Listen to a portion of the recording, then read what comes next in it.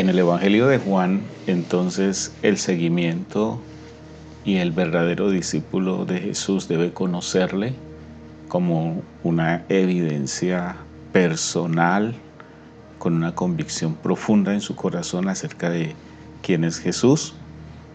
Y para esto entonces el Señor Jesucristo se va a encargar de presentar 7 signos a los discípulos principalmente, aunque muchas otras personas van a estar allí alrededor y también de alguna manera van a recibir la invitación para que se le sigan y sean sus discípulos. Sin embargo, vamos a encontrar que en cada momento de esto los discípulos van consolidando su fe y su confianza en Jesucristo, mientras que muchos otros que le siguen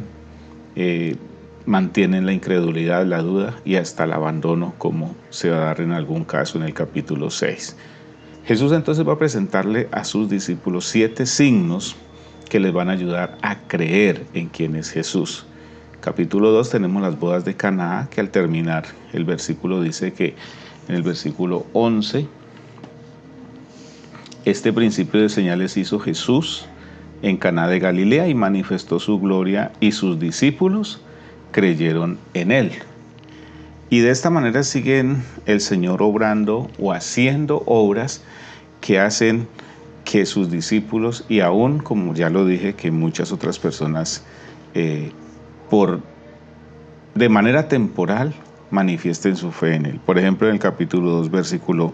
22 dice: por tanto, cuando resucitó entre los muertos, sus discípulos se acordaron que había dicho esto y creyeron la escritura y la palabra que Jesús había dicho.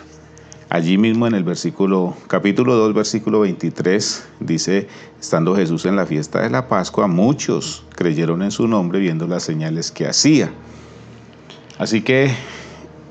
el Señor Jesús hace estos signos o señales o manifestaciones de su poder de manera especial, que solamente están registrados de una manera sistemática en el Evangelio de San Juan, buscando que los discípulos crean en Jesús. Y además, ya lo dije también, los que están alrededor temporalmente u ocasionalmente manifiestan su fe en Jesús, pero tienen una gran dificultad para ver a Jesús como el verdadero Mesías. La segunda señal es la curación del hijo del funcionario en el capítulo 4, 43 a 54. Luego viene la curación de un paralítico en el capítulo 5, la multiplicación de los panes en el capítulo 6. También en este mismo capítulo Jesús camina sobre las aguas. En el capítulo 9, la curación de un ciego de nacimiento. Y la resurrección de Lázaro en el capítulo 11. Estos signos entonces tienen la finalidad de Jesús revelarse más y más cada vez a sus discípulos con mayor profundidad, buscando también que los discípulos obtengan y confiesen y vivan una verdadera identidad con Jesús como hijos de Dios. En estas señales entonces tenemos algunas cosas que quisiera mencionar, porque ya dije que en el capítulo 2, por ejemplo, los discípulos son afirmados en su fe. En el caso de la curación del hijo del funcionario, en el capítulo 4, se provoca la fe de una familia completa al ver el milagro que ha hecho. En el caso del paralítico de Betesda, en el capítulo 5, la palabra de Dios muestra cómo este hombre fue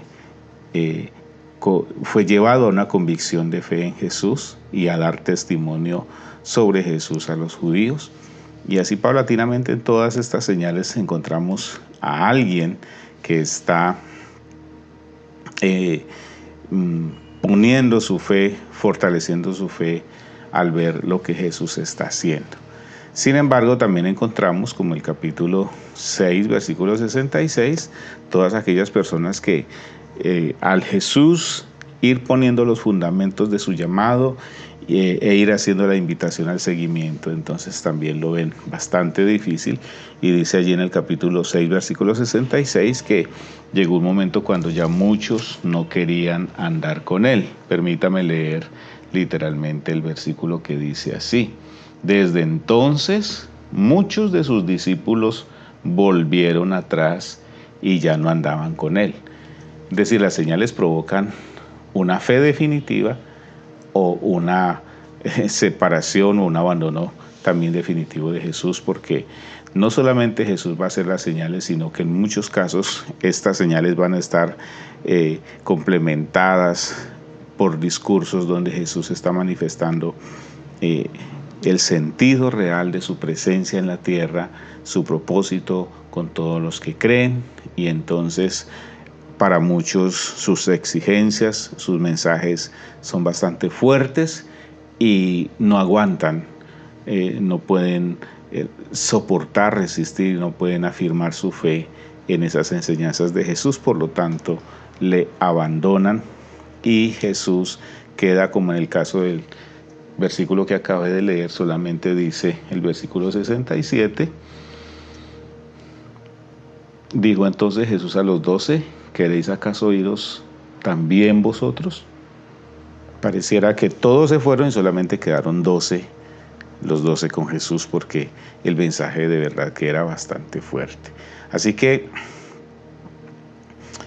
tenemos a los discípulos que creen en Jesús y una grande multitud, especialmente de judíos, que definitivamente le rechazan, y que así como estas señales sirvieron para afirmar, consolidar y fundamentar la fe de los 12, de los discípulos, también sirvieron como la base, el fundamento para sentenciar a Jesús a muerte. Y ya encontramos entonces que definitivamente los que no creyeron en él, no solamente no creyeron, sino que organizaron todo un programa para darle muerte a Jesús, según como dice la misma palabra de Dios, Dios lo había determinado de antemano. Así que este llamado aquí tenemos que nosotros bien podemos optar como discípulos de Jesús por una confianza plena en él, seguramente viendo todos los milagros que el Señor ha hecho en nosotros, viendo cómo ha manifestado su mano y su poder de manera sobrenatural en algunos asuntos de nuestra vida. Pensaría yo que todos, al mirar hacia atrás, encontraríamos experiencias en las cuales hemos dicho, esto lo hizo Dios, esto se ha salido de mis manos o esto estaba fuera de mi control, pero Dios obró de manera sobrenatural. Y allí entonces queda una puerta abierta, como en el tiempo de Jesús con sus discípulos, para nosotros determinar nuestro seguimiento a Jesús, nuestra confianza en Jesús, o por el contrario también tomar una actitud de decir, bueno, esto es natural, esto le sucede a cualquiera, y de pronto tomar la actitud de este grupo de personas que decidieron abandonar a Jesús. Mi esperanza es que usted que está apegado a estos momentos de meditación, podamos acogernos juntos a la decisión que tomaron los discípulos, como con la palabra y la vocería que tomó Pedro en capítulo 6, 68 de San Juan, que dice, le respondió Simón Pedro, Señor, ¿a quién iremos? Tú tienes palabras de vida eterna. Que Dios continúe bendiciéndoles.